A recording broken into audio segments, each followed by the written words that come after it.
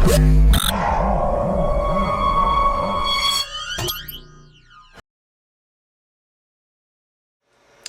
guys, so one of the biggest questions that we're asked at Streamer House pretty frequently, it comes up in chat, it comes up in like our AMAs, stuff like that, is what is Streamer House, where did the idea come from, how did it happen, all kind of the same thing.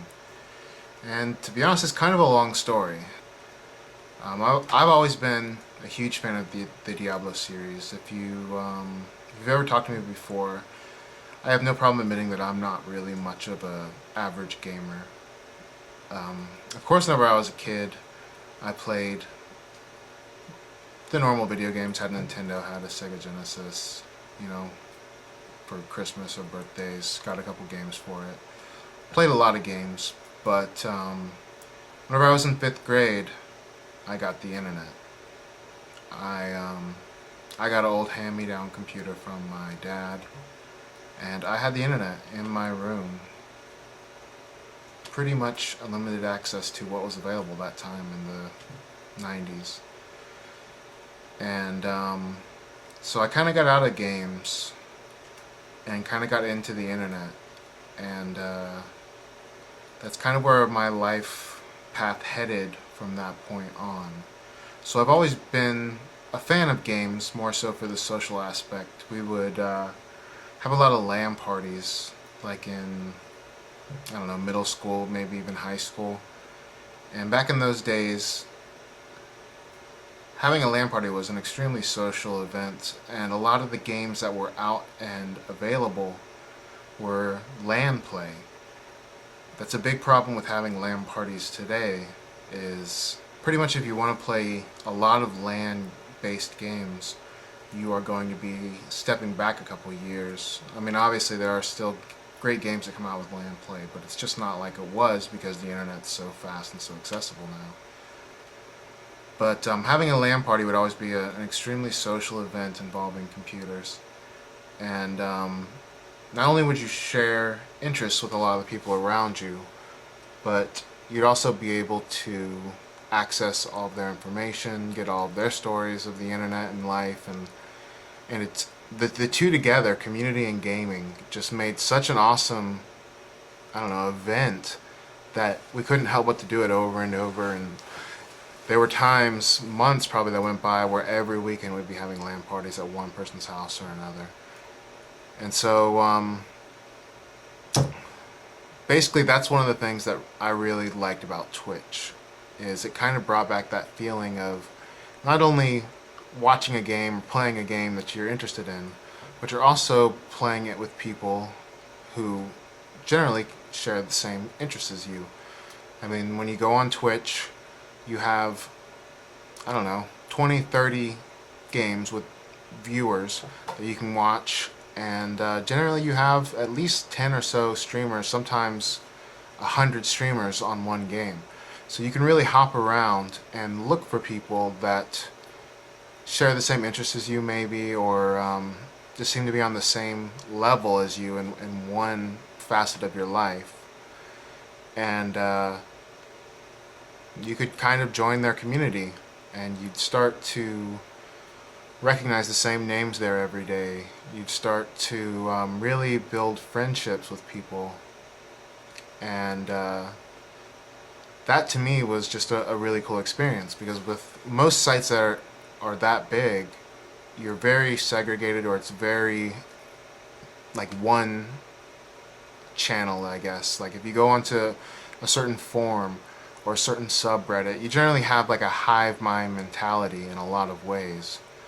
But on Twitch, you were segregated by games first, and then by streamers second. So it really gives you, even now, much more of an opportunity to join a community that really speaks to who you are as a person and as a gamer.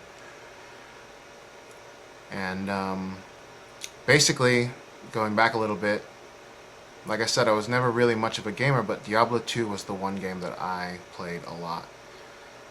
There were probably a good, I don't know, maybe 1 to 2 years of my life where pretty much every day I would play Diablo 2. And by play Diablo 2, I mean I'd play it until my parents thought I went to bed, and then I'd wake back up and I'd play it until I was either couldn't anymore or I was going to be woken up for school soon, and I'd go lay in bed and pretend I was sleeping. It was it was the only game that I've ever played, not because it was just that amazing, but I just had a lot of good friends playing it, and even friends in real life who would play with me all night long. We would be on the phone with each other, and we'd play Diablo for 6-8 hours straight, and sometimes we wouldn't say anything to each other. This was long before, like, you know, mumbles and team speaks and all that type of stuff. But we wouldn't say much to each other until maybe we found a cool item or something else awesome happened. And then all of a sudden, you know, what's your game name? What's your password? Let me go in. Let's do this, or whatever it happens to be. So it was a really cool social experience for me, especially because it was pretty much worldwide. I mean, you could choose to be in different areas, like different realms, I guess, east or west, and you'd play with people from all over the country, or maybe even all over the world, depending if you wanted to go onto those servers. And I don't know why it made such an impression on me, but it's really the only game that I can say that I really played it out like a gamer can sometimes play lots of games, you know. But after that, I didn't really play many games. Every now and then I'd load up Counter-Strike for old time's sake, and I think I didn't get CSGO for at least a year after it came out, when it was on a Steam sale or something like that. But the one game I was always looking forward to was Diablo 3. And so I joked around with friends when the launch date for Diablo 3 was announced. Don't plan to talk to me for at least a month. Diablo 3 is coming out. I'm going to be playing it. I'll be busy, etc., etc., etc.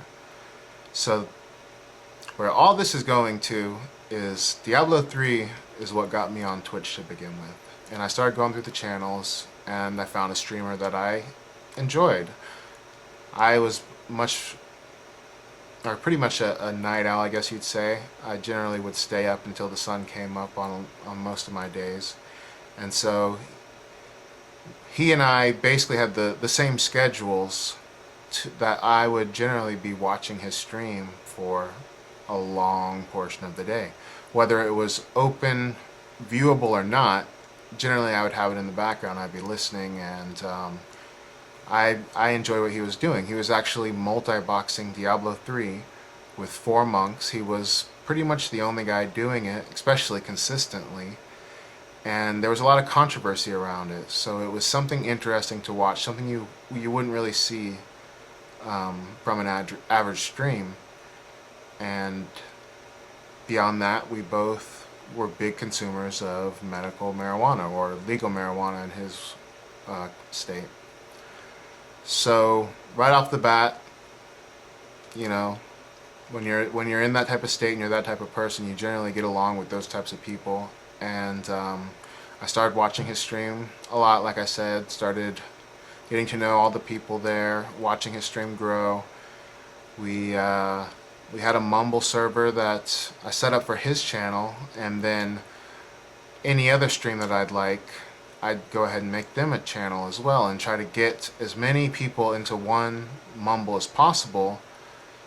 So, you know, everyone can do their own stream there, but you'd also be able to go back and forth between streams. So maybe after your stream finished, you could hop over to your friend's stream and talk to them for a little bit before you got off. And it was a good way to make the entire community aware of multiple streamers playing the same games. Well, of course, we were all playing Diablo 3 at the time. And at the same time, you met a lot of people and got to know a lot of cool people. And that was a pretty cool experience, watching something grow like that and meeting so many people, and really starting to consider people friends and stuff. Obviously, it's just the internet. But that's where Inigo and I first met. And basically, he streamed more than pretty much anyone else out there. There was really no one else who could compete with his streaming time. Sometimes he'd stream 12, 18 hours a day, pretty frequently. He would do 24 marathons more than anyone else. I mean, it wasn't like a huge deal if he were to do it. I've seen him do a 48-hour marathon. I don't know if you'd really say he made it, but the guy streams like nobody's business. And that worked for me because I was on the computer all the time anyway. So generally I wouldn't even close his stream. I'd hear it as it started up, or a lot of times we talk on Mumble.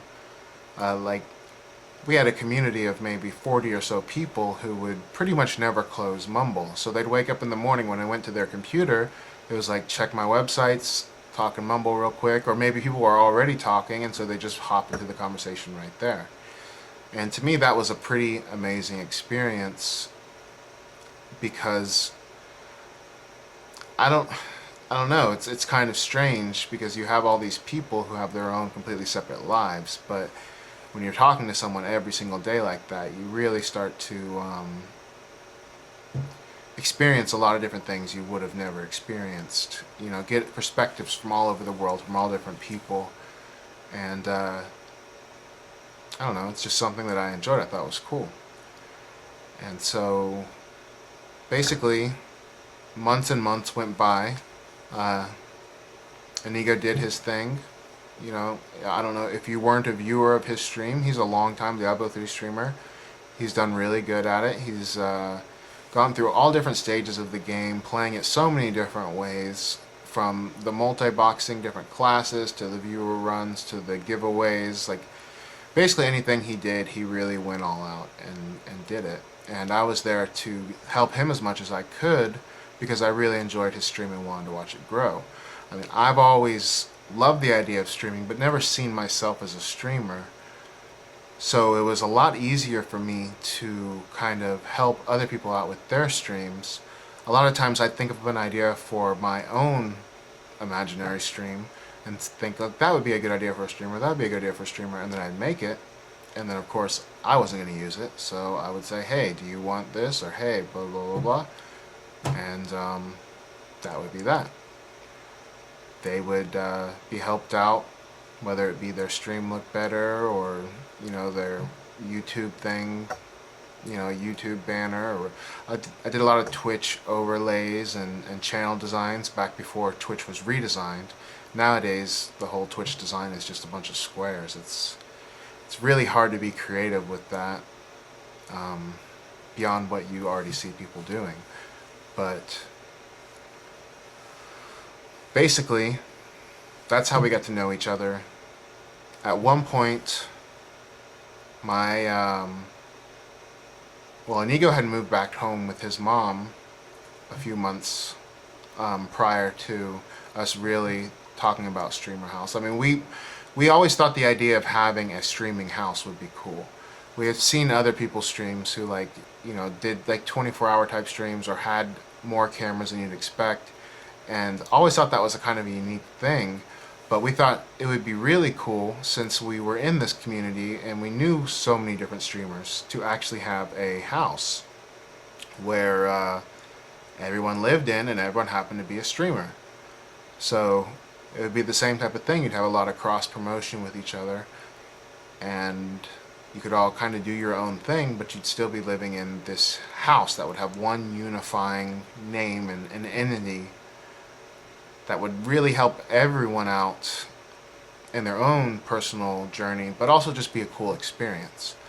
Like, the idea was never to be profitable, make a bunch of money. It was kind of more just to continue doing what you enjoy doing, but take it to the next level and have a good time doing it.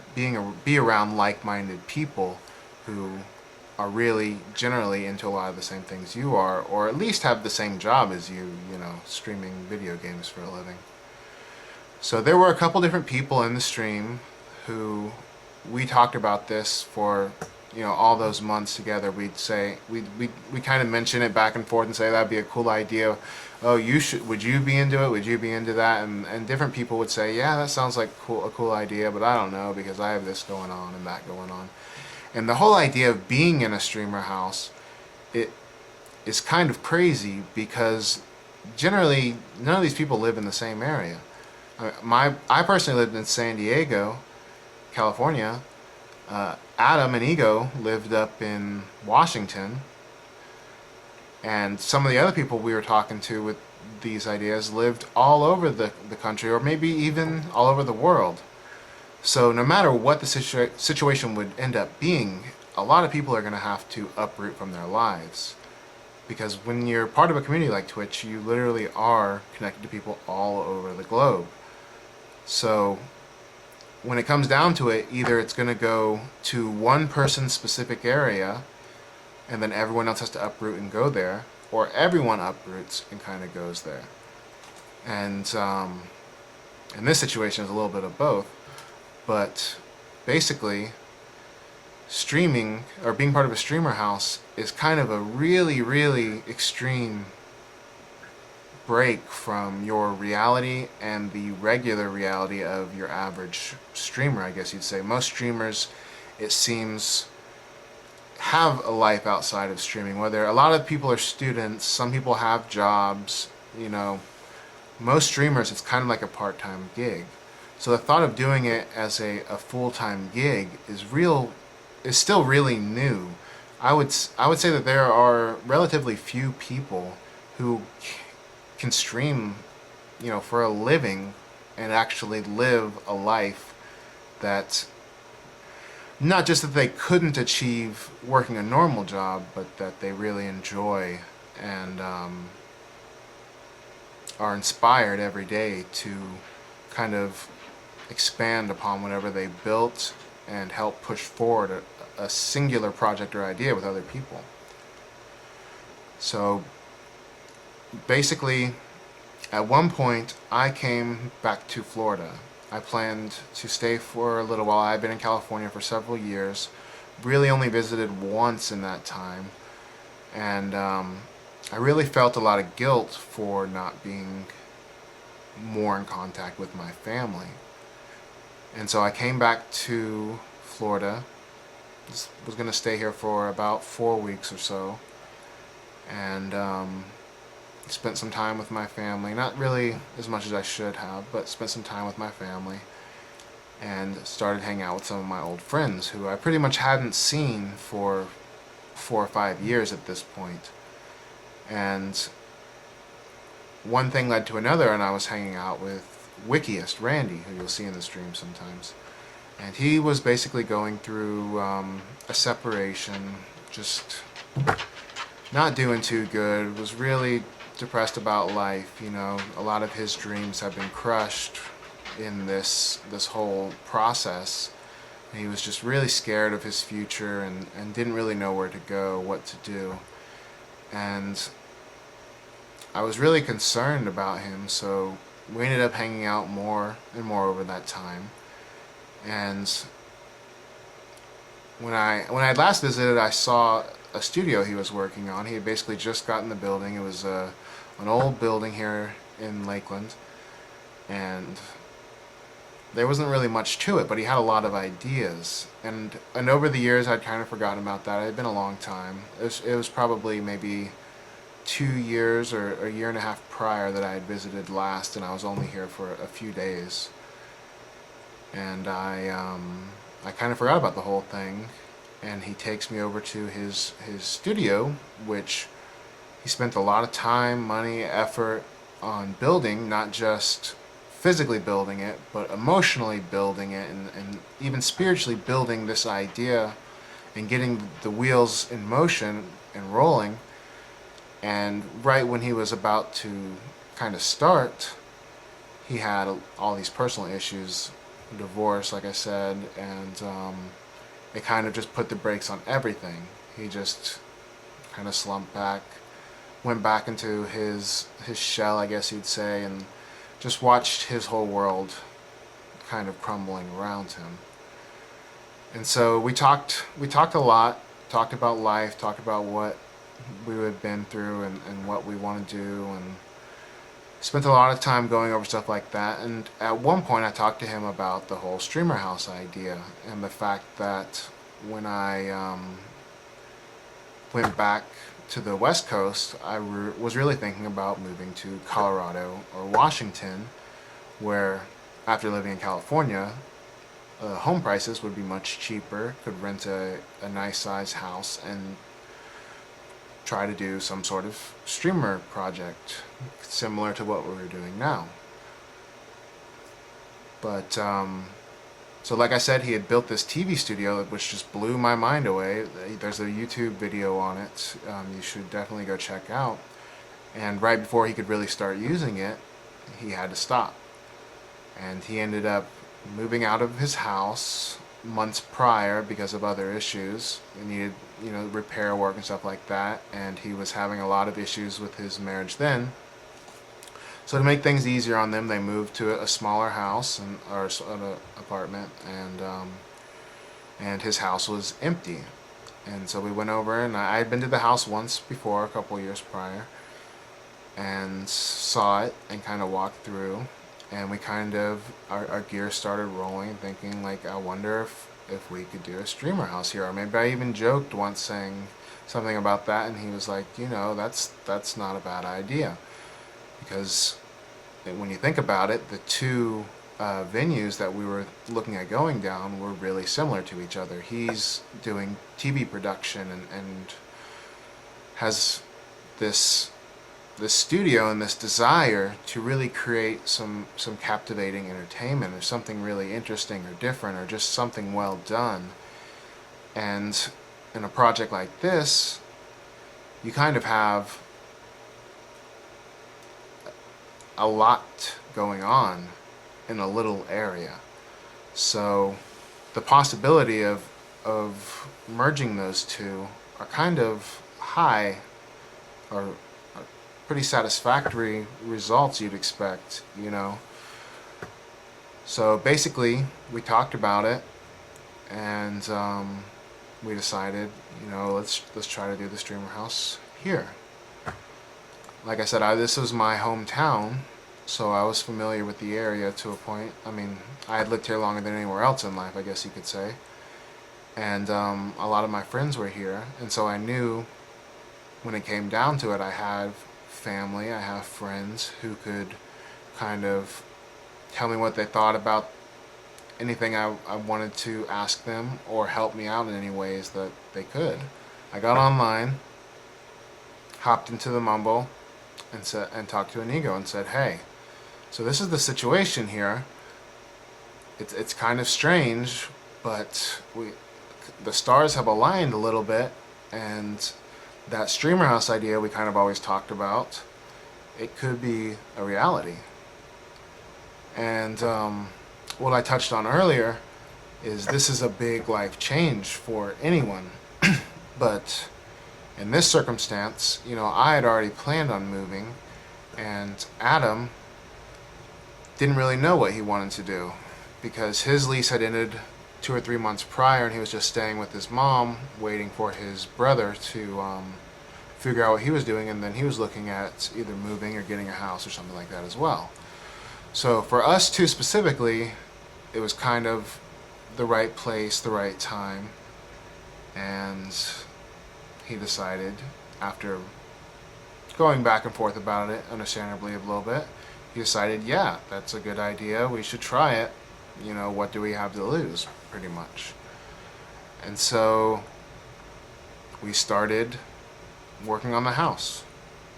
He was still in Seattle at this point, and myself, Randy, my father, and Randy's cousin, Brett, who you guys know as LSD Jesus now, we all started working on the house.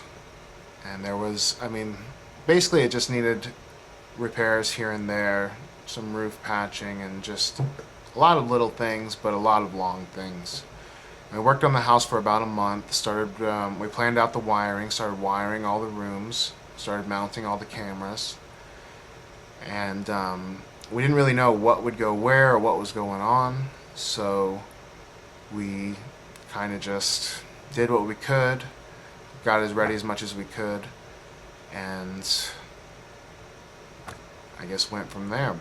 Basically, the date started approaching. Adam wanted to try to get here before his 28th birthday, and he also had quite a bit of stuff. So it just so happens that he owned a U-Haul truck, and he decided, alright, I'm going to drive across the country. But the one issue with that is he didn't, at that point, have a valid driver's license. So right off the bat, one person driving across the country by themselves with 3 dogs is pretty crazy. But once you add not having a driver's license on top of it, that's pretty much thrown out the window. So I told him, if you're willing to make that step and come all the way out here, of course I would drive, or I would fly out there and I would do the drive with you, do as much driving as I could.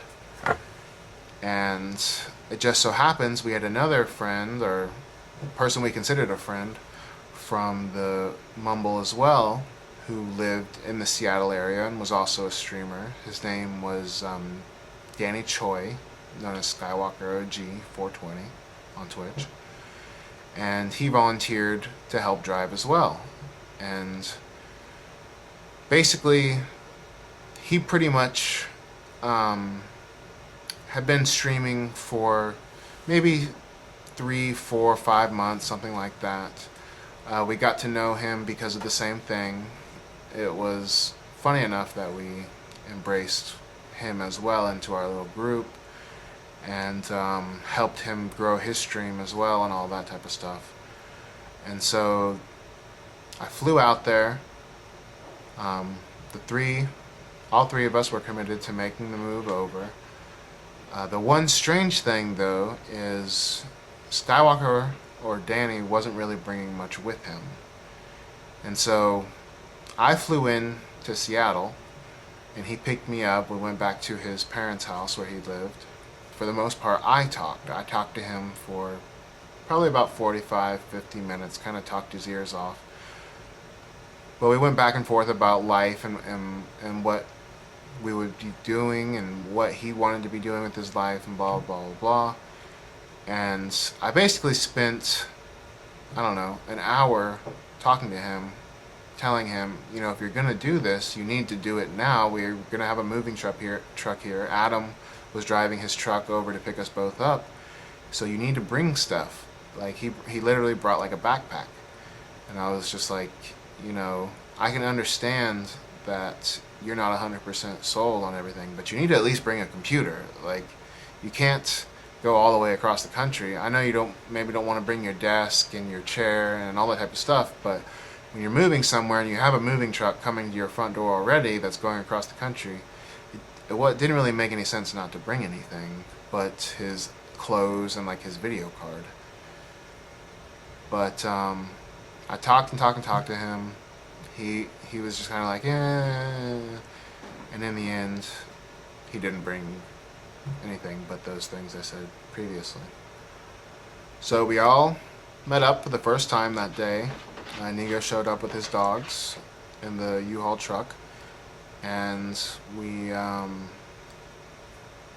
don't know, we met. We got to know each other a little bit. Hopped in the U-Haul and started driving down to LA, where we met up with a couple of other friends, and then we made the long trip across the country from LA to Lakeland, Florida. And that trip was pretty crazy. Myself and Skywalker did the majority of the driving, pretty much all of the driving. But during that trip, we were in, I don't know, I think Arkansas or something like that. In the middle of the day, hottest part of the day, literally 100 miles from our last rest stop, and another 50, 75 miles from our next rest stop, driving in this U-Haul truck, and it started getting warmer and warmer and warmer until the point that the dogs were panting, and we were just like, it's really hot in here. We put our hands up to the AC vents, and there would be cool air coming through it, but it was just so slight. And we were driving this big box truck that had kind of the portion behind the driver's seats cut out, so the truck bed itself was very inefficient as far as heat went, and it kind of would warm up the whole cab. So we had like a blanket in between the two, and that would really help the cab stay cooler. But even with all of that, it was really starting to get warm in the cab. and we decided to pull over at the first exit we saw. We pull off and there's just nothing there. We're literally in the middle of nowhere. So when we stop, we realize there's nothing coming out of the vents. There's no air at all. So right at that point, I pretty much realized that the blower motor was not working. So we get back in the car, we start driving, and the dogs are getting worse and worse, just getting really bad. And we finally get to a rest stop that has a gas station, and it has an indoors, with air conditioning and all type of stuff. And so we get out, we get the dogs cold water and stuff, and at this point, Mrs. Pig, which was the biggest of the bulldogs, was just really bad off. She couldn't walk, she couldn't really move. She was extremely, extremely overheated, and pretty much no matter what we were doing, there was no improvement really upon her condition. So we get there, we get to the rest stop, we get out. Adam runs in with Miss Pig in his arms, tries to get some cold water and put some cold cloth on her and cool her down. And she's doing really bad at this point. We get the other two dogs and take them across the street. There's like an auto parts shop or something like that, and the guys were cool enough to let us keep the dogs in there, and Skywalker stayed in there with the dogs while I got into the truck and headed off down the road. And like I said, we were pretty much in the middle of nowhere. The next town was like 70 miles north or something like that. So I hop in the truck, I hit the highway as fast as I can, trying to find someone who can fix this vehicle. So I tested all the fuses in the gas station parking lot and pretty much concluded that the blower motor was dead. I went to that one shop that was across the street, but they were like a big rig shop. They couldn't really do anything for me. So I hop into the truck, or the E450 or whatever it is, and hit the highway as fast as I can to the next town. Get to the town, go to the first gas station I find, try to find an auto parts store. Go to an auto parts store, ask them for the parts I need, which is I looked it up on the phone beforehand. I needed a resistor and I needed a new blower motor, and they didn't have them. So I asked them, are there any more shops around? Where else can I go?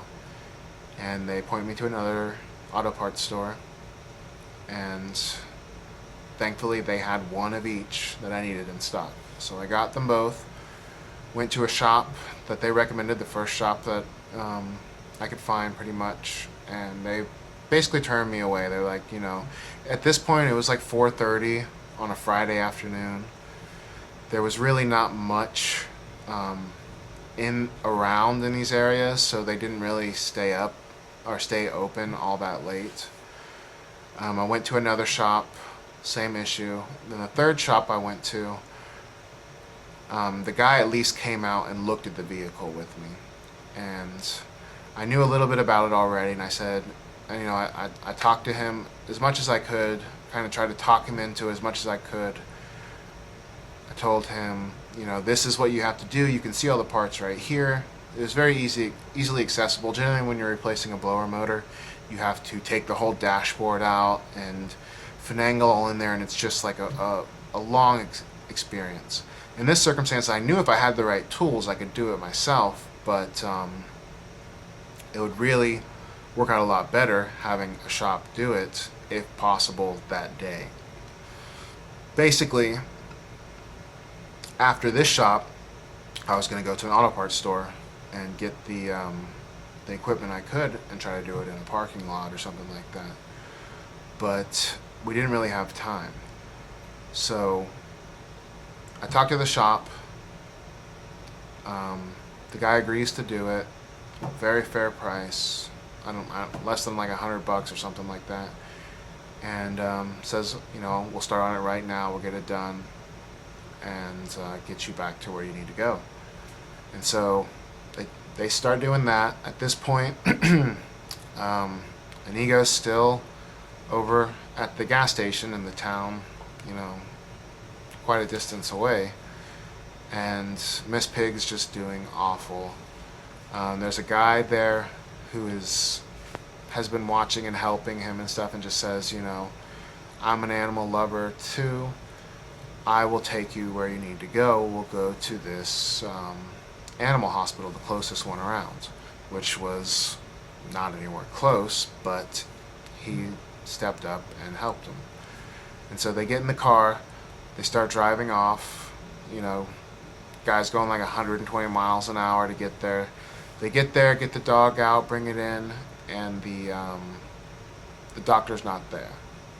Doctor's off for the day or something like that.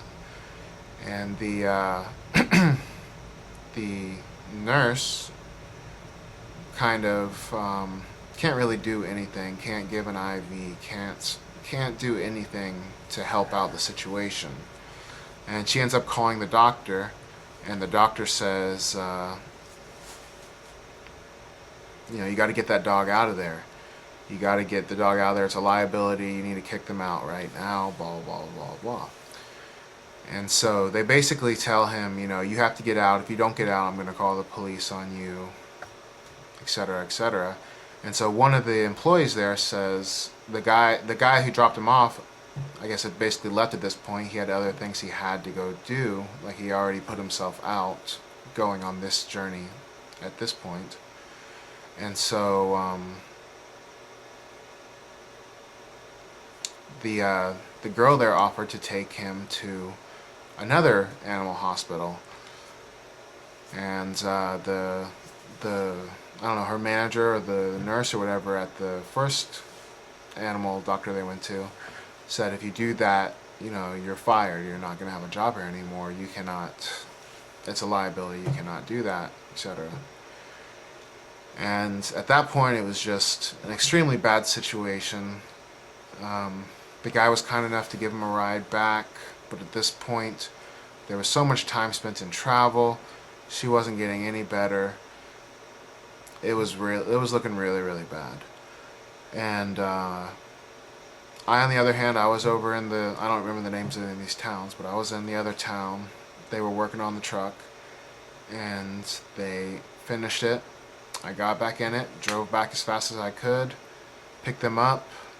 We went to the first animal hospital that would pick up the phone and return our phone call, which was, it ended up being in another state. That's how far away it was, but it was because we were close to the border-ish, you know, and there was two bordering states. But just to give you an idea of how unpopulated this area was. And we get there, they take a look at her. They say, you know, at this point she's just too far gone. She ends up having to be put down.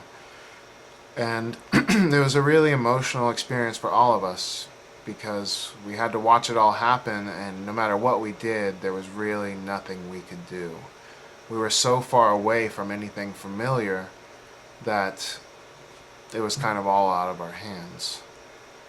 And so we get back into the car, we keep going. At this point, everything's just kind of, I don't know if numb is the right word, but everything's really, really messed up. Like, it's just a bad feeling in the car, especially Adam. You know, he was really hurt about the whole situation, and basically we kept driving, got through the rest of the trip, got to Lakeland, saw the house, started getting things set up, you know, trying to get onto our normal schedules again and everything. But on like the second day we were here, basically the day that we started setting up the cameras was Inigo's birthday. Or maybe this was a couple days after, I don't really remember. But we worked that day, started setting up all the cameras, getting the stream going for the first time. This is in late July. And we go out for the night, come back in, and day starts just as any other day until Adam realizes that his chain that he had sitting on his desk was gone, nowhere to be seen. And basically, when you hear the term gold chain, you think of something differently. Was basically a really heavy piece of gold that happened to be in the shape of a chain. It was something like 300 grams of gold or something crazy, and had quite a high value on it. It was probably the most expensive thing in the house that someone could easily steal. And like I said, we're not even a week into the project here, and everything just goes bad. Everyone's kind of a suspect. We don't know if he misplaced it. He tore through his room over and over and over.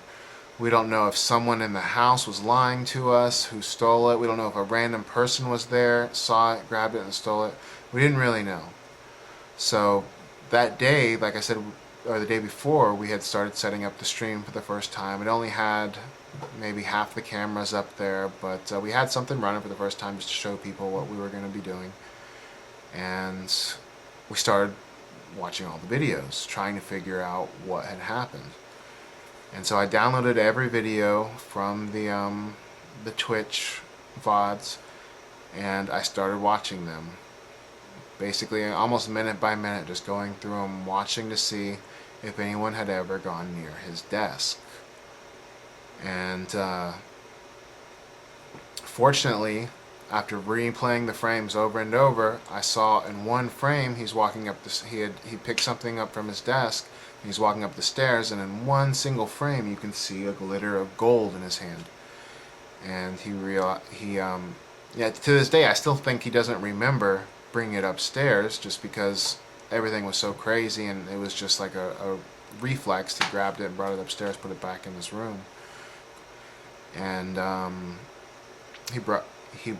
so we realized, all right, you brought it upstairs, so it's got to be upstairs. And so we all go upstairs. We just start searching and searching, go through everything for the third or fourth time, and it's nowhere to be found. There's nothing there. So, at this point, he'd probably gone through my stuff and Skywalker stuff. I wasn't sure, but we definitely both were open about the situation. Go through anything that you need to, that you want to. I'm here to do what I can. But it was just, like I said, a really bad situation. We didn't know what to do or what the future would be, because we didn't know if someone around us was lying to our faces every day. And like I said, pretty much everyone was a suspect. When you have something, you have $10,000 right there, everyone's pretty much a suspect, because there's nobody who's not. There's no really other way to put it. So that really started everything off to a really bad start. And after a couple days, like I said, we started watching the videos, and we discovered that the only person that went upstairs during that whole time, from the point that he had come down and until they went up that night to go to bed, was Skywalker, Daniel Choi. And so at this point, to me, I was kind of like, well, that's kind of what the video evidence shows, so it can't really be anything else. But I would talk to him, and he would just, lie to my face. He'd deny it over and over and over. And so we'd have these long talks, the three of us, just trying to decide how we're going to press forward from this, and what we're going to do, because it was hanging over not just Inigo's head, obviously his the most, but all of our heads as to what's really going on here. Is one of us here not trustworthy? Is there someone around us that isn't trustworthy? Because we've had a few people stop by and stuff, so it was a really tough situation all the way around. And one thing led to the next. A friend of ours basically, in pretty much a bluff, told Skywalker, I have a friend in the postal system who gets tracking records. And he called him out and he said, "What's this package that you shipped to Seattle? What can you care to explain that to me?" And Skywalker spilled the beans. He said, "Oh yeah, I forgot. The first week I was here, which was, a week prior to this point, I mailed my sister some keys, the keys to my car, so she could sell it. And this is the day after the chain went missing, or the day of, pretty much. But I guess the day after the chain went missing." And we were all kind of shocked. We were like, we said so many times, if there's something that anyone needs to say, you need to say it. And he basically got called out by this guy and said, if you don't tell Inigo, I'm going to tell him.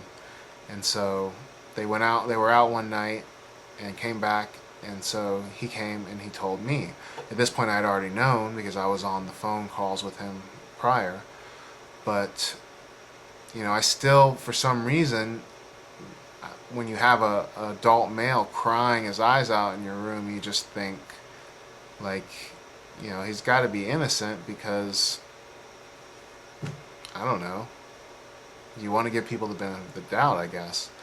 But once Inigo found out, he was pretty much sold, confirmed, that's him. And so at this point, we had already gone to the police station. The police had gotten both of our names, myself and Skywalker's, as roommates. And a report had been filed, but the police weren't really interested at all. The Lakeland Police Department did absolutely nothing. They didn't follow up with us. They'd get calls from us every day, and the detective wasn't available, this or that. We submitted them once that had already happened, but once we found out all this additional evidence pointing towards Skywalker, we submitted that, told them, and made up a DVD that had all the video evidence and everything. And they literally told him on a three-way call, you're free to go. You don't have to listen to them when they say you need to stick around to let this pan out. And so at this point, things in the house were starting to get kind of, I don't know, pretty bad, obviously, because you have this one guy in the house who pretty much apparently stole something from another person. There's no 100% hard evidence, but there kind of is. There just wasn't evidence that we couldn't get a hold of. We anticipated that our local police department would be able to look into records and see weights of packages and stuff like that, and we could figure this all out, but instead they were completely unsupportive, really had no interest in helping out, and left us on our own. So one night, in the middle of the night, pretty much the same night or the next night, I wake up, I'm upstairs sleeping, it's like midnight, and I see lights outside, and I go out and look, or I hear a car honk or something like that, and I go out and look, and I don't really see anything. I walk downstairs, or I think I have my laptop up, and I open and look at it, and Skywalker's packing up a bag or something like that. So I walk downstairs, and the chat was saying things like, "What is he doing? What's he packing up?" Blah, blah, blah. That had been talked the previous minutes. That at this point in time, there was only maybe 10, 20, 50, 100 viewers maximum on Streamer House. So there would usually only be a very few amount of people in there, but they were just like, what's he doing? What's he up to? And so I walk downstairs, and I start looking through the VODs for that night and seeing what had been going on for the last hour or something like that. And he basically walks, I hear him walking through the hallway, and I get up and walk over to the opening there, and he says, "Hey, I don't feel comfortable here right now. I'm going to stay with my friend for a few days," or something like that. And so before I can really say anything, he's out the door, and he's going and getting into a taxi. And I'm just kind of like, okay, well, if you're worried about someone harming you, there's really nowhere safer to be than a house full of cameras. So at this point, I pretty much concluded the same as Adam. You know, he was definitely the guy who stole the chain, stole $10,000. And so it turns out he wasn't going to hang out with his friend or anything like that. He took that cab straight to the airport and flew immediately back to Seattle. And so he left. I booted up the computer he was using. I looked through like his search history and stuff, and there's a lot of really strange things in there. Like, I don't know. Like there was a TMZ article about like a jewelry bandit ring or something like that, and there was like a Google search for how to delete your Twitch account, and just lots of other weird things. And his email was still logged in, so I could see right there that he had bought a plane ticket. And so we were pretty much confirmed on all accounts, you know, what had happened. And in a lot of ways, things couldn't be much worse, but it was also a new step because we no longer had to constantly suspect everyone around us. So it was after that point that he was gone, and you know, we did what we could to try to, I don't know, get help with the situation, but there was really nothing we could do. He ended up going back the next day, getting on Twitch and getting his account banned immediately because I guess he couldn't figure out how to close it or something. And we decided to press forward with the project. We were kind of pot committed at this point. Everything was here, but now instead of having 2 streamers and possibly a 3rd streamer or a 4th streamer, we now have 1 streamer and myself. And that's not really, you know, that's not really what we were going for. We didn't really have anywhere to go from there. So Inigo just started streaming his normal schedule once a day, playing Diablo. He spent a couple weeks just, you know, not streaming at all, away from computers, just dealing with all the stuff that had happened, you know, mentally, I guess. And he started getting into streaming again. But we were in this terrible situation now where we not only need more people involved, but we really have a hard time trusting anyone involved because of what had just happened. There was really no way to trust people when you have so much stuff in one house, and to have someone, you know, have a roommate, you have to trust them with everything you have for the most part, but this was even worse. And so at the time,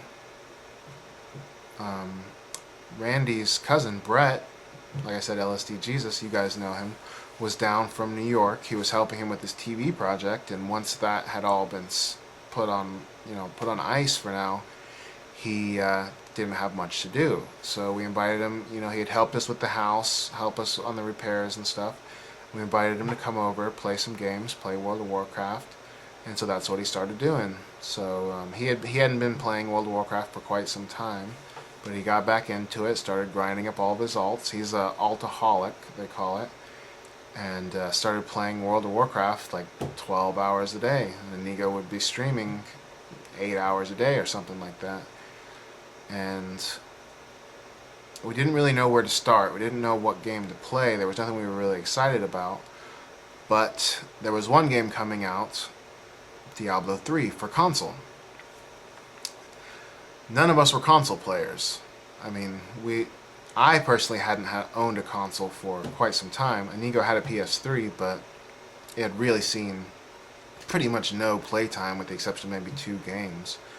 And then Jesus was the biggest console player among us, and he played a lot of older consoles, and he still has a first edition PlayStation 3, day one PlayStation 3 that works for the most part. And we kind of decided, well, Jesus was still playing WoW at this point. He wasn't really too involved with the stream. He was just kind of around hanging out with us. But we decided, well, let's do a marathon. Diablo 3. It's a game that both Inigo and I played a lot of. We were never really console players, but we needed a game to play. So we started with Diablo 3. We did a, I don't know, it was like a 100, it's happened a few times, a 100 hour turns to 200 hour. I don't remember how many 100 hours it was, but it was basically 1 week straight. And we streamed 24/7. We took 12-hour shifts and just played Diablo 3 for console. And the point of this was to see not only if we could do it, but also to get partnered with Twitch. The stream had been around for a month or two prior, but we hadn't been doing anything. It was just streaming cameras for our select group of audience, so a lot of them are still around, some of them not anymore, but they were kind of waiting for the project to start, so we had to start at this point. If we were going to do it, we had to start somewhere. So we picked Diablo 3 for console. We streamed the hell out of it. Like I said, I never considered myself a streamer, but I knew it had to be done. And thankfully this was at least a game that I was very familiar with and knew I could have a good time playing. In the end, we played it so much, we had so many issues with character losses and stuff. We ended up having a really good time, but the game was really short-lived. So thankfully, once again, our stars had aligned, and for that 1 week or so that Diablo 3 on console was really popular in the Diablo community and kind of gave a nice viewer boost to a lot of streams, we were able to get our partnership with Twitch and kind of head forward from there. Once we were partnered, we could start getting subscribers, we could start getting actually paid for our ad revenue, and everything we were doing would now not totally seem in vain in some ways, you know, like we had a path to go down. So we get partnered. This is the first week of September that this started. I think September 1st was when the Diablo 3 came out. We played through, got partnered, filled out all the paperwork. Something like September 14th, a partnership went through and we were officially a partnered channel. And we started setting our sights on the next game we were going to play. And the game we picked, kind of a no-brainer, Grand Theft Auto 5. I personally loved Grand Theft Auto when I played it, but not being much of a gamer, not being much of a console gamer at all, the last time I had played Grand Theft Auto was GTA 3, like when it first came out. And then I played a lot of GTA 2 back during LAN parties and stuff like that.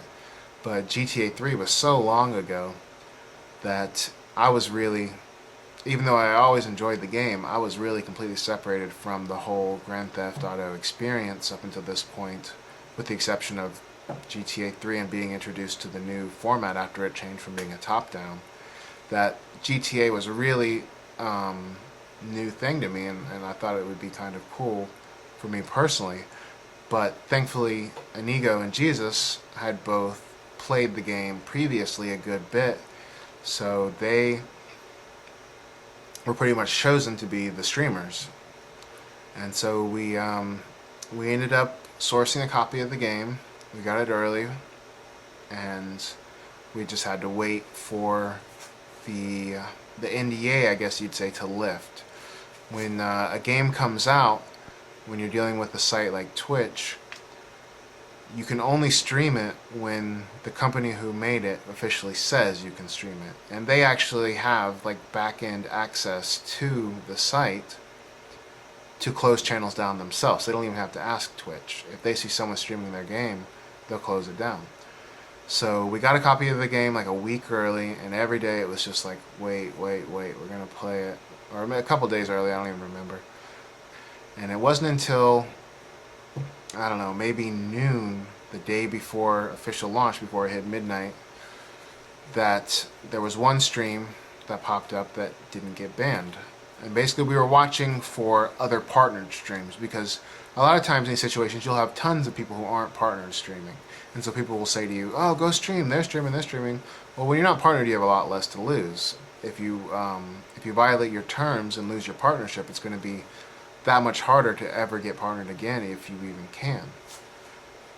So we really had to be 100% sure about it. We tried calling Rockstar. We were reading all the forums, trying to figure out, what the official word was. And eventually there was like a Twitter or Facebook post somewhere that Rockstar said something like, you can't stream the story until midnight or something like that. And it was pretty loosely worded, but we took that as enough evidence to say, yes, you can do it. So we kicked on the stream and we started streaming. At this point, there weren't that many viewers. There was maybe a couple thousand on watching GTA in total. Probably under 2,000 or 3,000 or something like that. So we started streaming, put the stream up, started playing free roam, because you couldn't actually start the story mode officially. So, we started free roaming and just playing around in the game and had a lot of fun. It was really awesome. And then something kind of unexpected happened where the guy who was above us got DDoSed and his stream went down. So all of his viewers came over to us and we were now the top stream on GTA 5. But basically the same thing ended up happening to us. After 30 minutes or an hour, something like that, we started getting DDoSed and our stream went down, and then he took back the viewers that we lost and kind of went back and forth there. And so we ended up having to run the stream off of a totally new modem, completely clean IP, no cameras, no other computers attached. We had to disconnect it from our network completely and just have full screen gameplay, putting the stream out there for everyone, and no one could take us down. And so we get it back up, start getting a good amount of viewers. Then all of a sudden someone says, you're on the front page of Twitch. And we're just like, what? And we ended up staying on the front page of Twitch all day, or a large portion of the day.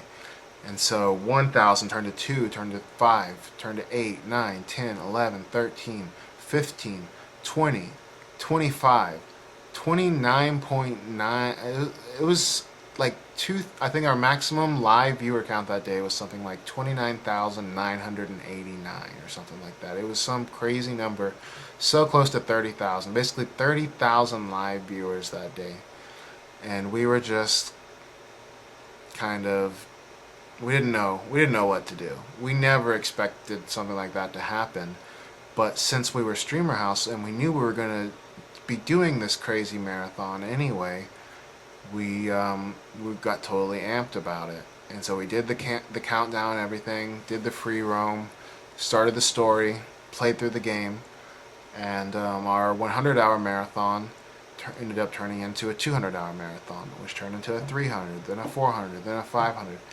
In the end, we ended up going for something like 1,000 hours straight. Like, it was a crazy amount of Grand Theft Auto.